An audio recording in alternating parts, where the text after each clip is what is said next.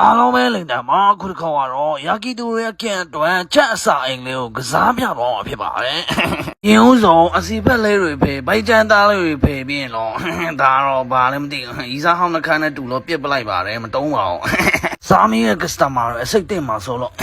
ဒါပေမဲ့ချက်အစာအိမ်ကင်လေးကအရန်စားလို့ကောင်းပါတယ်။ဒါတော့ပြိုကြီးစေရောက်တော့လိပ်ပြလာဖြတ်သွားတာ။လိပ်ပြလိုဘာလိုနဲ့ချက်အစာအိမ်လေးကိုပလက်လန်ပြီးတော့ဒီလိုအသားလေးကိုဓာတ်လေးနဲ့ထောက်ကလော်ပြီးတော့ဖြတ်ရပါတယ်။ကျက်အစာအိမ်လေးကိုစားရင်ရရှိတဲ့ကောင်းကျိုးလေးကတော့နံပါတ်1ရုပ်ချောလာခြင်းနံပါတ်2ကကြီးလာခြင်းလော်တော့ပါလို့ပေါ့ကွယ်။ကျက်အစာအိမ်လေးကိုအမျိုးသမီးကြီးစားတော့ပို့ပြီးတော့ထိရောက်လာဘလို့ထိရောက်လဲဆိုတော့အဲ့လိုမျိုးကျက်အစာအိမ်လေးကိုအမျိုးသမီးကိုစားလိုက်ပြီးဟဲ့ဆိုရင်အဲ့လိုစားနေပို့တော့အော်လာလားတော့စိတ်ဆိုးလာလားတော့အမျိုးတွေမမေးတော့တော့ဘလို့ခေါ်မှအေးယောဂပျောက်တာပေါ့နော်စိတ်မှန်သွားတာပေါ့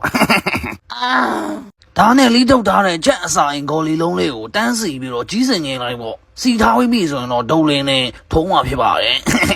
ချက်အစာအိမ်လေးကိုထိုးတဲ့ချိန်မှာလဲထောင်လေးထားပြီးတော့ဒုံနဲ့ထောင်လေး ice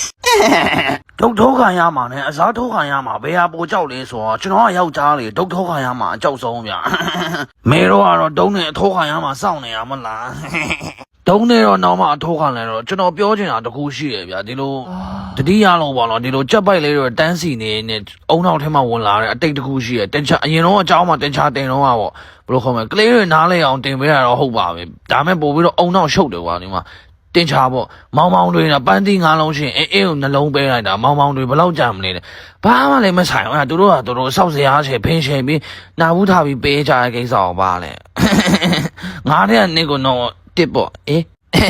ချက်ဆိုင်လေးကိုဒုံးနဲ့ထိုးတဲ့အခန်းကဏ္ဍလေးကတော့ပြီးဆုံးလို့တွားပါပြီကြီးစုပေးတဲ့ဘာညာစမကလာရှော့တီစမူဇာလိန်တန်အပေါင်းတို့ကြီးချင်တာကြီးကြပါစေ